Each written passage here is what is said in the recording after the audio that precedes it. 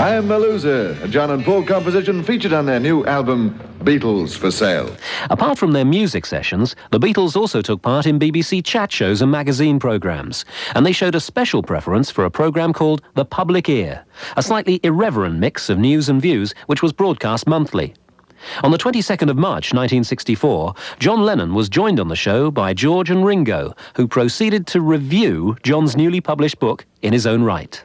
Well, this week we have a special person for you on our programme, none other than John Lennon of the Beatles. Well, John, I believe you've written a book, and this book's called John Lennon in His Own Right, folks. John Lennon in His Own Right, W-R-I-T, you see, it's a laugh. It's a laugh a minute with John Lennon. Some of you might find it a bit difficult to understand because, you see, it's in a sort of funny lingo. Well, we get it, you see, it's full of laughs, and I don't really know how you could describe it, but it's sort of rubbish. Maybe that's one way. Well, sitting on my left, I have another person of the Beatles called Ringo Starr. What, Ringo, do you think of this book by John Lennon? Well, I think it's marvellous. I mean, I've never read anything like it. You've never read before, though, have you? See, that's the fun. I can't read, you see. Oh. That's why I've never... I mean, you know, the stories are so funny. Ha ha! I mean, the titles are so funny, partly, Dave. And what else have we got here? We got many a nice story. Sad Michael, that's a sad story. The Famous Five through Wono Abbey. It's a well-known place. Randolph's Party, I mean, that's one not to be missed by anybody. We also have The Wrestling Dog. Many little drawings which will make you laugh. Laugh? Well, George is trying to lose his accent, you see. Well, thank you, Ringo. So I'd just like to hand you over to John Lennon, and what are you going to read for us? Well, it just so happens, George, I've got a copy of my book here, and I'll read a poem, what is called Alex Speaking. He is putting it lightly when he says, quabbling the grass, strabby down the soddy flays, a moa matamas, a monka minka minibus, a marmalady moon, a Mickey Mendip multiplus, a mighty midgy spoon. And so I traddled onward, caring not a care.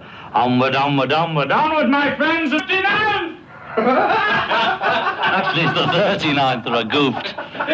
Well, Fine now, lads. thank you, John. Thank you. I Feel Fine. Before that, George, impersonating a BBC interviewer and reviewing, with Ringo, John's book in his own right, for the programme The Public Ear in March 1964. This is the last programme, isn't it, Ringo? Ah, they're awful. Because we like doing Public Ear. We think it's a great programme because when we're on tour, we listen to it, don't we, Ringo? Yeah, it's fab. And it's... Hang on. I've got an announcement. The Public Ear was introduced by Alan Scott with Pauline Botti, sorry about that, Pauline. Tony Hall, Tony Hall, good friend from me, and the Max Harris Group. The features assistant was Michael Colley, and the programme was produced by John Fawcett Wilson and George Harrison. And Ringo Starr. Thank you. The Carl Perkins song Honey Don't, with Ringo taking lead vocals this time. We'll be back with more BBC Beatles sessions from 1964. I'm Richard Skinner, and you're listening to the BBC Beatles tapes, the original masters. In November 1964, the Beatles recorded their 50th BBC music session. It was for the programme Top Gear, and as usual, they chatted with presenter Brian Matthew. Before we hear another song, fellas, there are a few things I'd like to ask you. First of all, do you ever get tired of being Beatles? Sometimes I get a bit lonely now. Rhythm and blues, No, I don't think so, really. You don't ever think that? Just occasionally you get cheesed off with certain things, you know, but it doesn't bother you that much, you know. No. Just like people writing rubbish about you, which you get often, Yes. to roll a few points into Do you one. agree with that, John? I agree with that. I've had a divorce and half a dozen kids. Now, what do you... Well, I mean, isn't this a big sort of drag? I mean, don't you have to go around explaining to your wife that you're not divorced and all that? No, she knows I'm not divorced because I keep seeing her every day, you see. Yeah. So she's got that all right. Funny habits, you people. Well, yeah, there's a point. But what about the simpler things of life, like... Like riding on a bus. Yeah, or going to just about any restaurant you can. Well, yeah, you miss those sort of things, you know. I don't miss riding on the bus, Paul. Don't you? No, I do. no, I like a bus. I like the Brian, red I like buses, a bus. But restaurants, now, Red take buses, restaurants, green you've buses. got to eat. Oh, yeah, well, if you go to... We just go to certain ones, you see. And We go to certain ones. And we go to ones where the people there are so snobby, they're the type who pretend they don't know us, so we have a good time. Because they're Joe's pretending calf. they don't know us. Yeah, that figures. See, you get George it. Crafts. A social comment, that, you know. It is. Now then, what... The B-side was written the morning of the session. Actually in the studio. You're Yes, joking. What, really? the whole thing? No, most of it. We had about one verse, So- you see, and we had to finish it off rather quickly, and that's Yeah. why there's such rubbishy lyrics. And here's a chance to eavesdrop on the BBC recording session of She's a Woman. Do you want to have a lesson before we go on to the next one? We better hear That's it. no. That speaker's funny. We'll hear it back here, because if it's all right here, it'll be better in there, so it'll be better out there than in here, because this is crap in here. Yeah, but it's not so good out there as it is in here, and you'll think it's worse than what it is. Go in there and I'll... And it's not nearly as bad as that. Go. Right, this is it, George.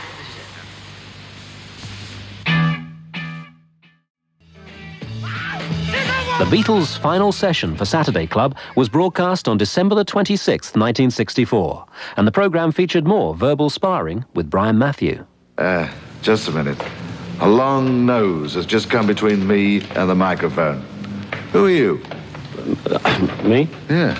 I'm Ringo, the one who never speaks. The one what who never speaks? The one of them. One of which? Those people. Go on. Haven't they got a name? You know me. I don't. You know where I'm from. Wandering in here, telling me what I should be doing. No, folks, it's your friends, the Beatles. The only way I can get out of that. Well, far be it from me to tell you to get out of anything. We'll hear from you and the other three later. The Beatles' one and only BBC recording of the Chuck Berry classic rock and roll music from their last music session for Saturday Club. And most of the boys' songs today are taken from their latest LP, which is called what, Paul? Called Beatles for Sale. All the time. And it's got 8 Of your own. of our songs, and the rest are... The rest, 8 from 14, what's that, 9, please? No, 6. Too bad. I'm not very good at counting. So I see. 6, of Paul, course, yeah. 6, yes. 8 and 6. How many GTs? Well, I didn't get that one. Counting, didn't get counting. Who are the other numbers? I mean, Kansas City. 2 is Carl one. Perkins, 2 1 Carl- Little Richard, 1 Chuck Berry, Nice. and 1 Dr. Feelgood, and that's the rest. Oh, right, so 8 of your own compositions. I've heard it said that a lot of these would make good singles. Do you think there's any likelihood at all of them being released Well, actually, that way? one of them No. nearly was, you know. But the wrong one, anyway. But it wasn't as good as the single, we don't think, you know. But it was nearly at You one can't release point. singles off an LP after the LP's been out. A lot of people do. Well, in don't America like it. they do. In America they do that, you know. Well, and it's a bit of a different drag, over there, yes. aren't Yeah, it's a bit of a drag, that. From time to time, George is allowed to do a number when the Beatles appear, right, George? That's right, yeah, sometimes, like. You're sounding a I've got, fine I've got a tonight. cold and a cough and a sore throat and a cough and a cold. But yeah, apart from that, I'm not- Otherwise, you'd like to do a song for us. yeah, but, you know, I'll probably be having a bit of trouble, but, yeah, Well, don't worry. We'll all realise that you're doing your best. Yeah. What should Thank it be? you. The one off the new LP, what it's called, Everybody's Trying to Be My Baby, and I didn't write it, even though it is conceited. The Carl Perkins song, Everybody's Trying to Be My Baby, from the BBC Beatles tapes, vintage 1964. More from that session after this. You're tuned to the BBC Beatles tapes, the original masters. By the mid-60s, British pop music had become an important cultural export, and not unexpectedly, it was the Beatles who led the field. Here, you four, come over here a minute. I should think that last year you visited more countries than ever, isn't that right? Yes. Oh, yes, been away. Which has been your favourite one that you visited? America, I think. Yes, I'll agree with that. Ringo agrees with that. Why, in particular? Because you make a lot... No, no, because it's good, you know. It's like Britain, only with buttons. I see, Pardon? yes. That's a sort of abstract It's a sort of, yeah. No, there's more people, you know, in America, so you get big audiences and it's all wild and happy. Mind you, there was quite a lot of people in Australia. There were one or two, weren't True, there? Yeah, there were, yeah. Hopping around. Kangaroos in disguise. That's Ringo, folks, but don't take any notice. It's marriage turned his brain. Congratulations, mate. Well, that's 2 down and 2 to go. I wonder who'll be the next to 4. What about you, George? What? There's a leading question. It is. I don't know yet. I'm having a good time as I am. Yeah. Yeah. Well, now, John, you've written another book, haven't you? Oh, yeah, that's right. It comes out June 24th. Can you tell us the title? Spaniard in the Works, a Spaniard in the Works. Is it They- the same sort of collection of the Yeah, writings of it's Lennon. you get more for your money this time. There's more pages. And Same drawings kind of again. rubbish. Yeah, same kind of rubbish. That's right, Good. Paul. Sure, Pardon? very popular. I like the first one. Yeah, I did. I thought it was great. Hate this one. Side, when you started hitting it big, you were very much Smaller than we are now. suggesting a trend which has since happened all over the world. Do you yourselves foresee any new trend at this stage? What are you listening to right now? We like folk kind of music, like Bob Dylan, Man. No, we do, you know. Country and Western music, because we've always liked that anyway. I think all the kinds of things we like now, we always like, but we like a few particularly. You mentioned Bob Dylan. He says you write folk. What do you think about that? We don't, you know. We don't, you know. We get influenced like everyone does, but Only in it's as not much folk. as the music of the people of today. Yeah, the music of the working class masses. Thank you, Spotty Muldoon. Well, we'll take it into some of your folk, country and western influenced, Bob Dylan inspired music now, I think. What shall it be? Ticket to Ride? No. Yeah, that's That's folk. That's folk. Ticket to Ride was recorded for a holiday special broadcast on the 7th of June 1965, and it was to be the last time the Beatles recorded songs specially for the BBC. The show was produced by Keith Bateson. I had a sort of feeling that it may well be the last. I don't think they did, but things were sort of getting out of hand in those days, and it did appear to me that they weren't so much getting fed up, but they got lots of other things to do as well. And I know that I had a certain amount of sadness when I finished it, and I thought, well, I'm not sure, you know, whether we're going to get one at Christmas. By this stage, Beatles records were becoming much more sophisticated and their lives even more hectic. A further BBC music session was now a very remote possibility. But 5 days after their last session was broadcast, the mayhem continued when it was announced that the group were to be honoured by Her Majesty the Queen and were to become members of the most excellent order of the British Empire. Well, I find myself in distinguished company, and may I, without more ado, introduce George Harrison, Hello. MBE. Oh, thank you. John Lennon, MBE. Oh, yeah. Ringo Starr, MBE. And Paul McCartney, MBE. How do you do? George, Yeah? what was your first reaction when you heard you'd been awarded the MBE? Well, I didn't believe it really at first, but then when they sent me all bits of paper saying that, and you lot wrote it in the papers, well, you had to believe it. Ringo hasn't told his mum yet. Is this true, Ringo? You haven't told your mum about this yet? No, she'll have read about it today, though. Were you surprised at all? Yes, very. When did you first know you had been awarded the MBE? 2 days ago. We had the form 6 weeks ago to fill in, you know, but we didn't know we'd actually got it till 2 days ago. Did the form come with the rest of your fan mail, or did it come separately? In a very sort of impressive envelope? Yes, we all thought it was call-up papers. I keep using that line, it's not mine. And but when we opened them, it was, you know, if you'd like to have an MBE, sign here. So we did. It was done this way? Yes.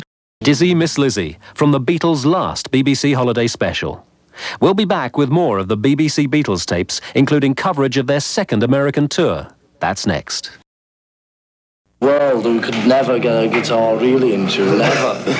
No. I thought you bought them ready tuned. This is. I wish, you know, I've been seriously thinking of getting Keith Richard on tour to tune up for us.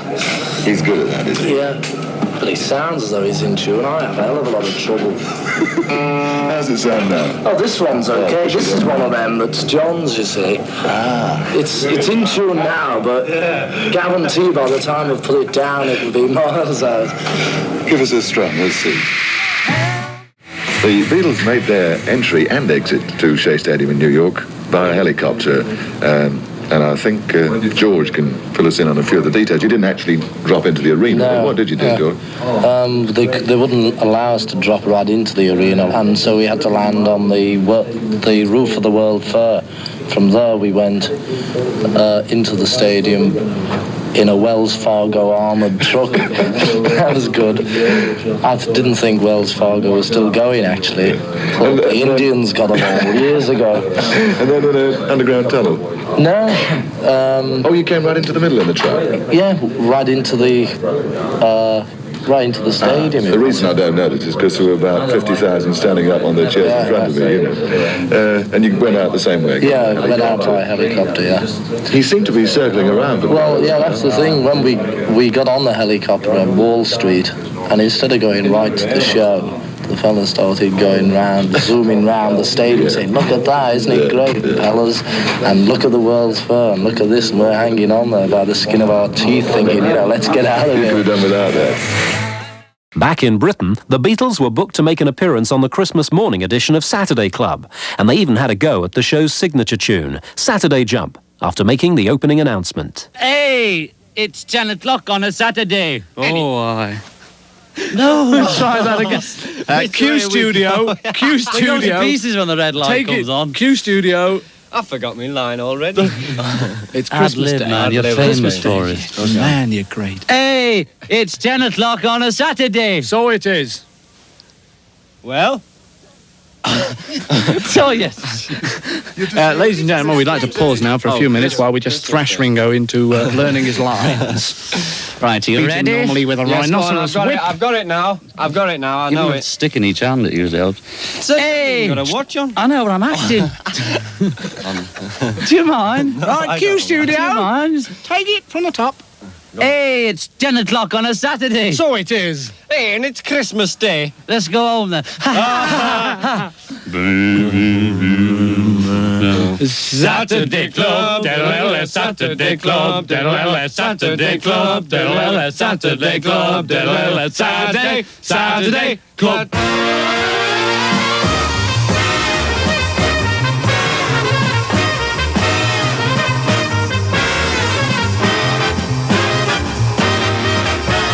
The Beatles did not perform a music session for this Saturday Club, but on the 29th of November 1965, they came into the BBC to record some chat for use on Christmas Day.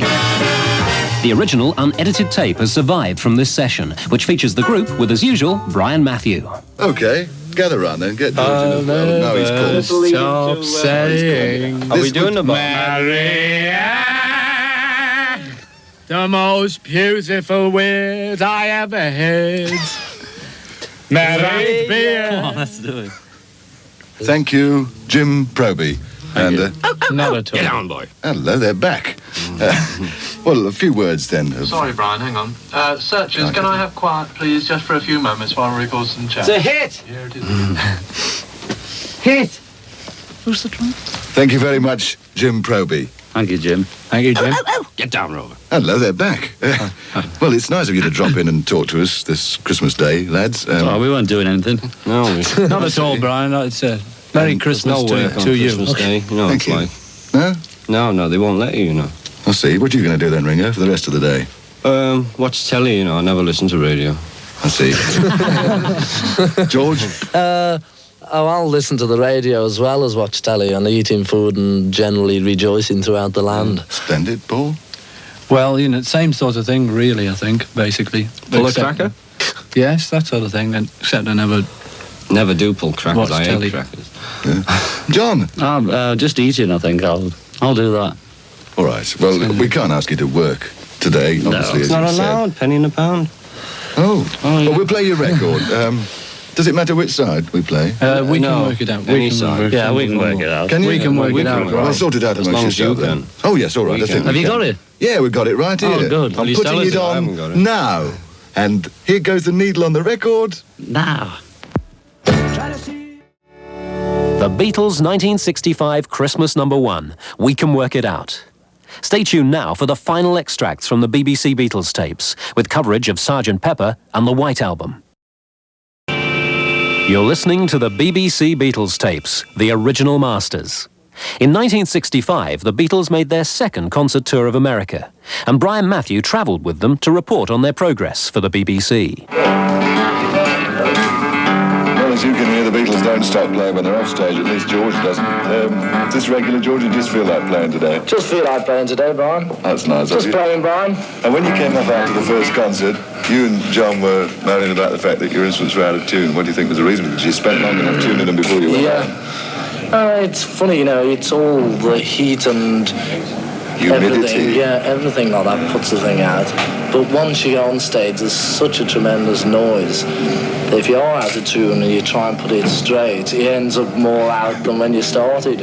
Well, so you're probably the only one noticing it anyway. And I think I'm the only one. Months of 1967, the Beatles were busy recording Penny Lane, Strawberry Fields Forever, and the tracks that would make up their new album, Sgt. Pepper. On the 20th of March, John and Paul granted an interview to their old buddy Brian Matthew at Abbey Road Studios. And right now we're going to say hello to John Lennon and Paul McCartney. Now, can you, without giving away any trade secrets, tell us anything about the numbers that you're engaged on at the moment for this new album that you're working on? Oh, we've done about 9 or 10. And I think we've done about 9 or 10.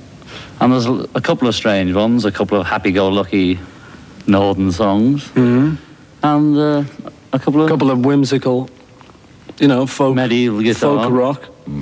Have you this time augmented again? Used any strange lineups at all? Yeah, we've used other things that aren't us, quite a bit. We used the monkeys on a few of the tracks. Yeah, right. Yeah. But they wouldn't go along with the TV series that we had planned for them. Yeah. Has George written anything this time? Oh yeah, he's done a great one. Great one. A great Indian one. We came along one night, had about 400 Indian fellas playing here, and it was a great swinging evening, as they say. Yeah, so there's a few things going on. Yeah. Is there going to be another Beatles film?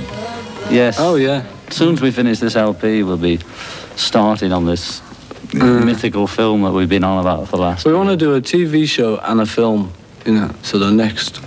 And is touring now completely out everywhere? I reckon so, yeah. Well, the thing is, we're working on an act where we run on in brightly coloured suits and switch on 5 tapes.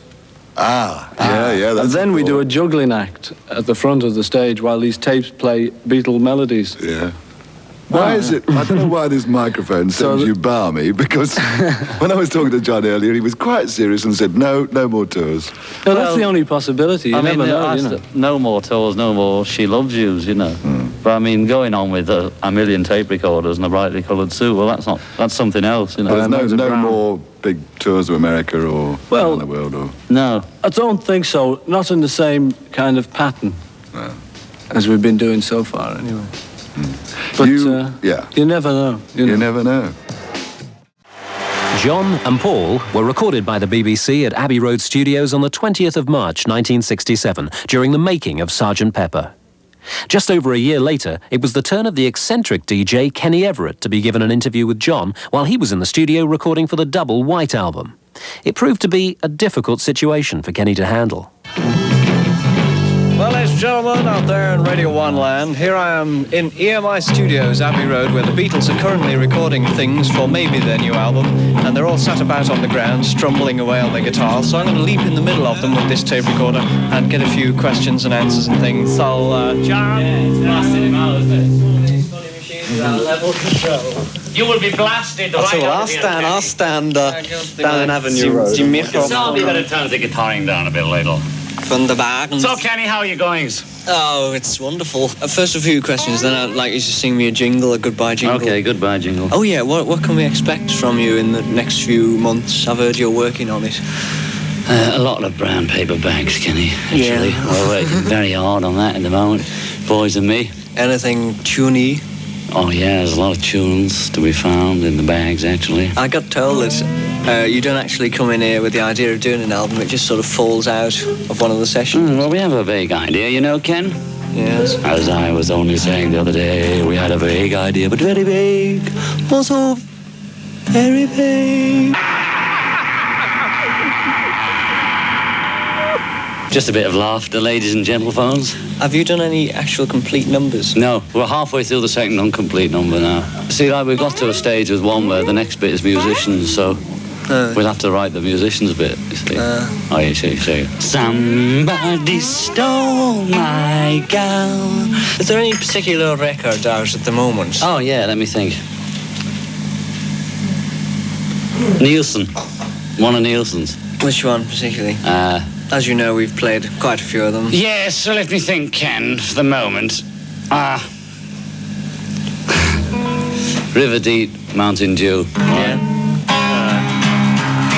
When I was a little baby, my mama used to smash me in the cradle, picking those old cotton fields back home. Oh, cotton fields. When mama was a little bitty baby, she used to smash me in my cradle. When I was a little bitty baby back home. you've been to India, haven't you? And there was some daddy story that's Joy Charlie. But somebody gonna do Kenny Everett or MBE. So that's what India taught you? Exactly. Did you come back with anything incredibly fantastic? Yes. Or was it just a little beard? Yeah. I got a photograph of you in the Daily Mirror, standing in a sheet. You look very peaceful. That's called a banous, Kenny, and I got it from Morocco. Really? Standing in a sheet. What do you mean? It looked like a sheet to me. Well, they do. Banouses look very, very like sheets. Mm. See, so as the lower classes in Morocco don't feel too put out. Yeah. Having only sheets to wear. I'd have black ones if I... Very hot, though. Very hot, Ken. Black clothes. Is that mine? Very hot indeed. Have you got anything to say that our listeners would understand? How about good morning? Good morning. Good morning. Yeah, good morning. thanks, good morning. John. Good morning. John. Good morning. John. John. Johnny. What I really meant was... We've just done 2 tracks, both unfinished. And the second one's Ringo's first song that we're working on this very moment. Exactly. He composed it himself? He composed it himself in a fit of lethargy. And what do you think about it? I think it's the most wonderful thing I've ever heard since Nielsen's River Deep and Mountain Dew. Well, that's about 30 seconds worth. No, there's an LP out of this, Ken. There's an LP.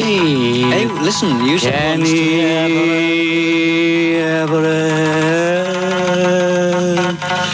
It's the Kenny Everett Show.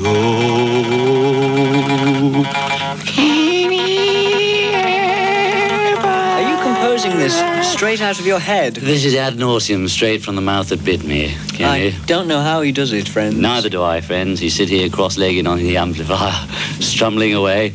I hope we're going to hear this, listeners, because we have a lot of fun doing them, but never quite hear them, listeners. Never quite hear them when you get home. Well, listeners to Kenny Everett's BBC radio show did get to hear that on the 9th of June 1968. And that just about wraps up the BBC Beatles tapes, except for a word or two from George Harrison, who recalls those far-off days at the BBC in the early 60s. Everything was done instantly. I mean, we probably had like a quick setup of the amplifiers and the drums, plugged in, ran through them like once, I would say, while the engineer got a rough balance, and then we did them. But before that, we used to drive like 200 miles in an old van down the M1, come into London, try and find the BBC, and then set up and do the programme, and then probably drive back to Newcastle for a gig in the evening. That's how they all were. Until a bit later, when we started to stay in hotels in London, and we did those Pop Go the Beatles, was like, you know, I think we'd got slightly famous by that time. But they were all done very quick, one take, and, you know, as they say, warts and all. You know, because whenever you're doing tons of material, you need, you know, you need to sing other people's songs as well. And we started out doing from Hamburg, you know, as the old story goes, we used to play 8 hours a day for tuppence a month. And when we got home, Brian Epstein would slash us to death with a carving knife if we were lucky. And so we used to have to sing, you know, all kinds of tunes, you know, anything. We sang all the old Shirelles and the old Tamla Motown tunes and anything. So consequently, as we were doing loads of those BBC shows, then we'd try and put in, if we had a single or an album that we'd made, we'd, you know, obviously do some of our own stuff, but a lot of the material was just stuff that we'd be singing around the clubs. Crying, Waiting, Hoping from Pop Go the Beatles, the group's 1963 radio series, produced by Terry Henneberry. Mr. Henneberry was a jazz fan, and he hated the Beatles because at that time Paul's girlfriend was Jane Asher, and she'd finished whatever her job. She'd come around and sit in the control room. And then she'd tell us later what he used to say, because he'd be behind the window and forget that she was there, and he'd be saying, "You bloody Beatles, I haven't got a clue, I hate this music," and all that kind of stuff. Hello, Terry. Nice to know you're loved, isn't it?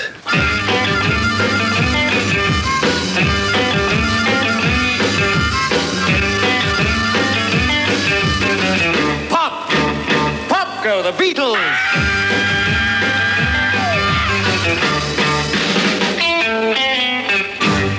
The BBC Beatles tapes, the original masters, was produced exclusively for the Westwood One radio networks by the BBC.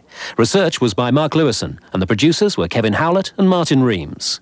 This is Richard Skinner in London.